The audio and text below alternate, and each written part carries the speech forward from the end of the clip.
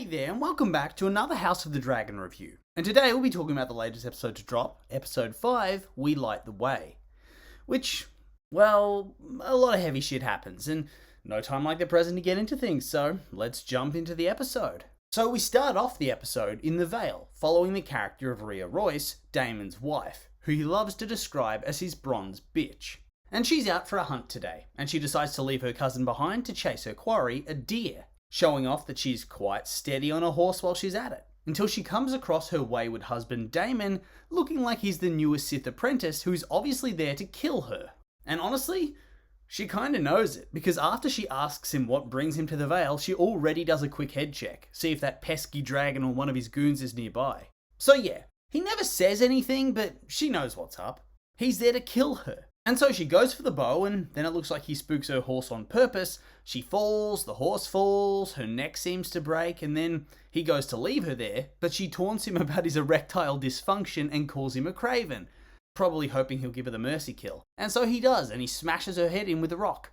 A very loving reunion all round. And we then cut over to Viserys, where he and the members of his court, including his daughter and Lord Strong, the new hand of the king, are making their way to Driftmark via boat. And Viserys is, well, he's not doing too good, in fact. He's looking rather shit. Pretty much like he could keel over at any moment. Poor dude. Life just doesn't come easy to this guy, does it? Nothing seems to go right. But then we catch up with things in King's Landing, where Sir Otto is deciding to leave the Red Keep, as ordered by the king, in the most dramatic fashion possible. On horseback, alone in the rain. What a drama queen, honestly. Anyway, he goes on to tell her that this is all her fault, and when she argues that it's his fault for being so ambitious, he tells her that regardless of what Rhaenyra promises, as long as Aegon or any other sons of Viserys live, her succession won't be safe, and thus, they're going to have to be disposed of. And this in turn gets Alicent into panic mode, and it's a shame, because at this stage, I think the whole situation could still be quite easily salvaged. I disagree that the realm wouldn't accept Rhaenyra. I think they would, especially if, like, a son of Rhaenyra married a daughter of Alicent or something like that. The only person at this early stage that would realistically threaten the kids would be Daemon. But sadly, Otto gonna Otto, and it's gonna lead to further conflict where everybody comes out of it looking terrible. And then, off he goes, and we're back to Viserys and Rhaenyra, and yeah, I don't think it's just seasickness at this point. He looks like he's dying. So they all arrive at high tide, the castle of House Velaryon, which looks pretty awesome, only to be completely power moved by Corlys, who's not there to greet them at all, and is instead waiting inside. And Lord Strong's pretty pissed, and Viserys, well, I guess he's used to being walked over, so he probably thinks, what else is new? And so they're welcomed into the castle by his daughter instead, Laenor. And she must be thinking she's dodged a bullet, eh? Look at him. Especially since we know she gets to marry hunky Daemon in the future. And compared to Viserys, well, he's probably a decent partner, I'd hope. Or at least, he would be if his last wife hadn't died under suspicious circumstances as soon as a better option came along, so maybe she'd better watch her back. But now it's back to King's Landing again, where Alicent has her first encounter with the younger son of Lord Strong, Larys Strong, who's shaping up to be this show's Littlefinger. First, he flexes his knowledge of botany for some reason, before he starts to get in Alicent's head, start to cause mischief and sow discord between the princess and the queen, by implying that Rhaenyra was sick, and that the Grand Maester brought her a special tea, basically beating Alicent over the head with the hint that Rhaenyra took a contraceptive. God, this dude's slimy as all hell. I love it. And then it's back to Driftmark, where the king and Lord Strong go for a private audience with Lord Velaryon, who once again power moves them, waiting on his throne, standing on a higher step for just a second or two longer than he needed to, just to remind them who owns the castle. Anyway, they have an awkward greeting, which is made a little bit better by the arrival of Lady Velaryon, the Princess Rhaenys, who at least looks a little bit glad to see her cousin, although her joy is somewhat dampened when she takes his hand and realises how much of that hand is missing. Probably starts to click in her mind that he isn't going to be around forever. Anyway, they then relate the news to Viserys that Rhea Royce has died, with her neck and skull crushed in a hunting accident. And you can just see on his face, and Lionel's face, that they know that deep, deep down, that wasn't an accident. Viserys then makes the proposal for Laenor to marry Rhaenyra, with the assurance that Rhaenyra would always be his heir, and would not be replaced by her younger brother. And of course, Corlys then tries to push his luck and imply that since Laenor's the man, the child should be a Velaryon when they take the throne, which Viserys shoots down immediately, and says that their eldest child, regardless of gender, would be Rhaenyra's heir. So the dude's trying to set up a system of absolute cognatic primogeniture, which is good, But perhaps codifying your wishes as actual laws of the land would be a smarter move, instead of just saying, she's my heir. Because the world in which they live is known to be famously self-serving, so he probably needs to up his game if he doesn't want everything to go to shit after he dies. But sure, don't do that, just hope for the best, I suppose.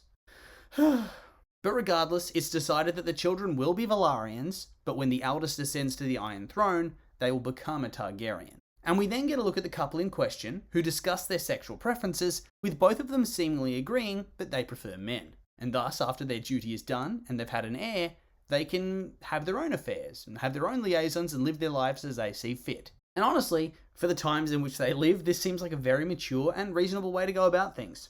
Of course, it's almost certainly going to end terribly for everyone involved as the other faction comes on, but for now, it's a very nice thing to see. And meanwhile, we see Lord and Lady Velaryon talking about the new betrothal for their son, with Corlys a little embarrassed that perhaps he pushed the king a little too hard, as the king is currently now in bed, whilst his ship prepares for its return journey to King's Landing. You know what? Fair enough trying to push as hard as you can. He's a key political player. He might as well milk it for all he's worth. It's just a bit of hard negotiating. He'll get over it. But regardless, Rhaenys is far less certain about the marriage than Corlys is, because she tells him, for one, Laenor's gay, and unlike what Corlys believes, it's not a phase. He's not going to outgrow it. And on top of that, since Viserys has a trueborn son already that shares a name with Aegon the Conqueror, it's likely the succession's going to be challenged across the realm, which puts Laenor and any potential children in grave danger. Thus, she really doesn't want to do it. Even if they have the strongest navy and are the only other house with dragons, it's still a massive risk. But Corlys is insistent because, in his eyes, she should have been the queen, and this is the way to rectify this. And honestly, it also just feels like he wants to satisfy his pride because he wanted to be the consort, so he wants his blood to sit the Iron Throne.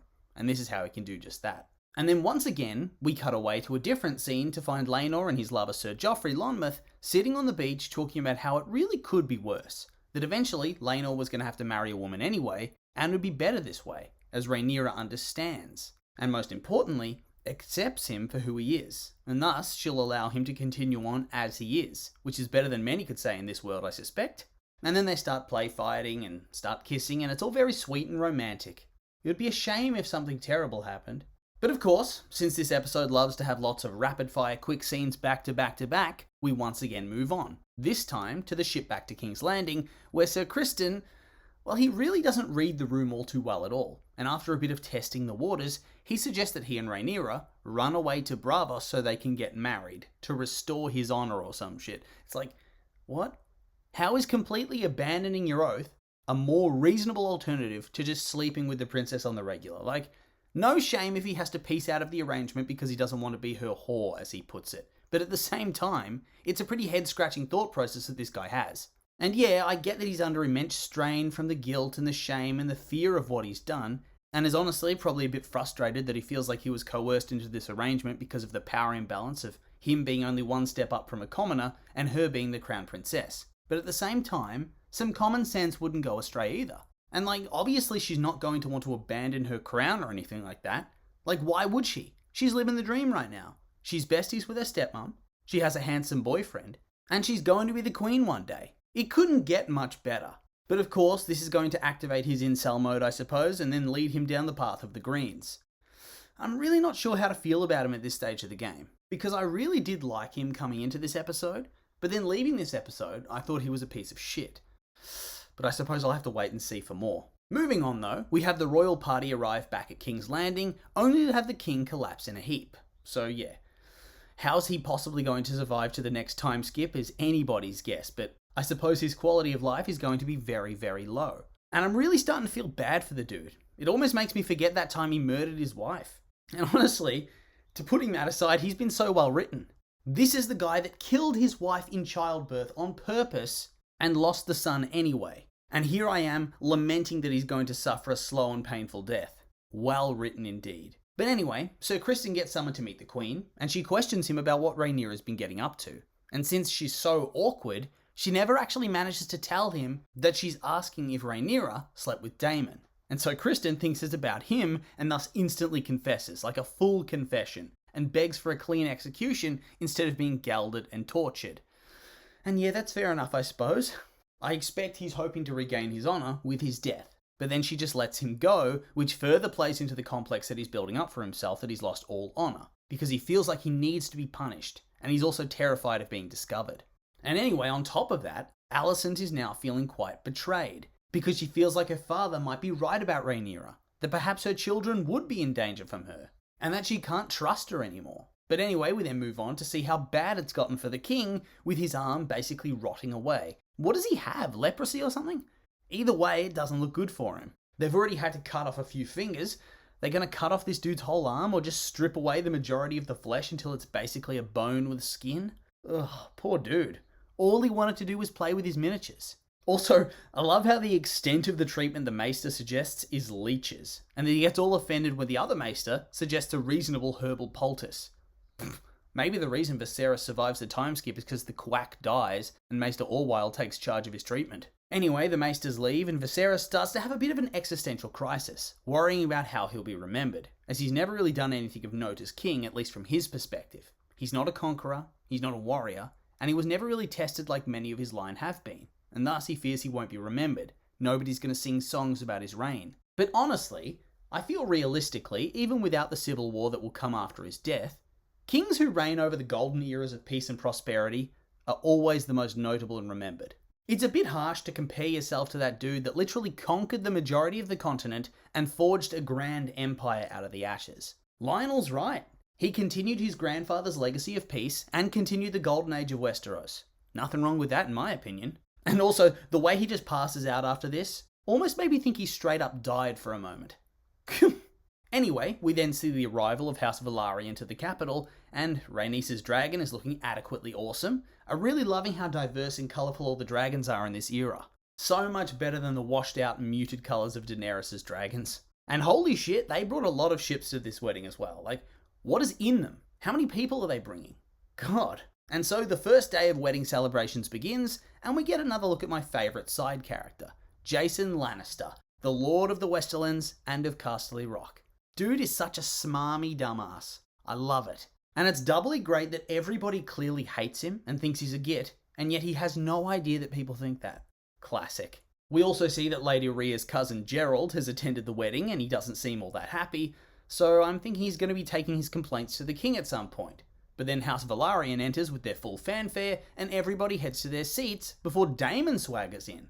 Swaggers in like he hadn't just recently been banished from the city completely. And since Viserys is just not one to rock the boat at all, he lets him stay and get away with everything. And Viserys tries to finally give his big speech to welcome everybody and talk about how this is a momentous occasion and that House Targaryen and House Velaryon are each other's oldest allies dating back to old Valyria, when suddenly the Queen arrives, dressed in green, which we're told is pretty much her declaring war upon Rhaenyra and her new allies. Also, when she walks in, only Daemon doesn't stand up for the Queen, which I did find quite funny. And then also the fact that she straight up calls Rhaenyra stepdaughter, doesn't even address her by name, also quite amusing. Regardless, Viserys finally gets to finish his speech, but he's kind of pissed because his moment was ruined. And then the music starts and the dancing begins, and we start to close in on the real drama of the episode. The betrothed couple put on a little show for everybody as they dance, and we get everybody's reactions. Joffrey seems to be trying to figure out who Rhaenyra's paramour is. Daemon's just full on staring at Rhaenyra. Criston looks dead inside, and Alicent is glaring at Rhaenyra. Viserys also just looks sad that his party's been ruined. But the drama does not end here. Alicent goes and reconnects with her uncle, the Lord Hightower, to form a new power block. And then Sir Gerald confronts Daemon about being the very, very obvious murderer of Lady Rhea. And he hardly bothers to even deny it, and then talks about how excited he is to go to the Vale to get his inheritance. And that realistically, the Castle of Runestone should become his, as they had no children. And obviously that doesn't happen, as House Royce still exists in Game of Thrones, but still, he pretty much confesses his guilt with that sentence, and nobody even seems to care. You really can get away with anything with Viserys at king, it seems. And on top of that, we see Laenor giving him the eyes, and it's like, somebody warn this woman that Daemon is not going to be satisfied with being married to anybody less than Rhaenyra at this stage. He wants the power. And his last wife just died, in an obvious not accident. But she goes and flirts with him, and yeah, they'll get married over the time skip. Sir Joffrey also figures out that Sir Criston is Rhaenyra's lover, and so goes to talk to him, just so everybody's out in the open with everybody, which is a tragic miscalculation, as Criston is on the verge of a mental breakdown. And on top of that, Daemon starts creeping on Rhaenyra again, and it looks like they even kiss, which is a bit of a strange choice for her wedding. And Viserys, well, he just seems a bit miffed by the whole thing. Poor man just wants to eat his chicken in peace. They're ruining his happy feast. And then there's some sort of altercation, which results in Sir Criston beating down Joffrey, punching out Laenor, and then beating Joffrey again until he caves in his skull Oberyn Martell style. Jesus, and they just let him walk out like he didn't just murder a knight at a feast with dozens of witnesses, whilst also KOing the future king consort. Not sure how that works, but okay. And are there seriously no consequences for this? Criston is legitimately a nobody. Does this knight's family just not care that he got killed? Does Laenor not care to pursue justice for his partner? Or is this going to be swept under the rug? I'm not really sure about that writing, but I'll wait to see next episode post-time skip as to whether it makes any sense or not, if they even mention it. Also, Chad Sir Harwin kicking ass and slinging the princess over his shoulder. Loved it. And also, back to the death, it was fucked up. Looking like a tenderized steak, that boy. And then Laenor's scream when he turns over the body and sees his face. Ah, fuck. And then they have to go through with the wedding that night, still bloodied, instead of having, 10 days of feasting and partying? Guess that got cancelled. And somehow Criston wasn't even arrested to be questioned by the king later on. He just heads to the Godswood to kill himself, only for the queen to save him and offer an olive branch, making him one of the founding members of the New Greens political party, up against the newly formed Blacks formed by Rhaenyra. And also, on top of that, how are Criston's hands not swollen? I checked. I'm pretty sure he's not wearing gauntlets when he beats the dude down. Probably so the actor didn't get accidentally hurt. So, he destroyed that dude's skull with his bare hands, and he has no injuries to himself, it looks like. Dude must have iron hands. Oh, and the king, of course, collapses again at the end of the wedding, so I guess he needs some more leeches. And so, that's the end of the episode. And for the most part, I enjoyed it. But that ending, I don't think people could get away with killing somebody like that and not even be pulled up on it slightly. Not even talk to about it. Just let him go. Let him cool off. It's kind of insane. So hopefully it gets addressed, even if it's just a throwaway line of dialogue. It just feels like way too big of a plot point to leave unfinished. Also, time skips up next, so goodbye to young Rhaenyra and Alicent. I'll miss them, but I'm also excited to see what they do next. But that being said, these are just my opinions, and now I'd like to hear yours. What did you think of the episode? Like it? Hate it? I'm curious for your thoughts, so make sure to like, comment, subscribe, and let me know.